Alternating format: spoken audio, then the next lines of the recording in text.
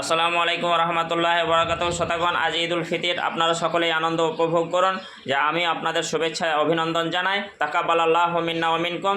আজকের দিনে বিশেষ করে দুটি সতর্কতা কথা আপনাদের বলতে চাই, এই বিশেষ করে ইয়াং জেনারেশনের জন্য। যেমন দুটি সতর্কতার কথা মনে রাখবেন।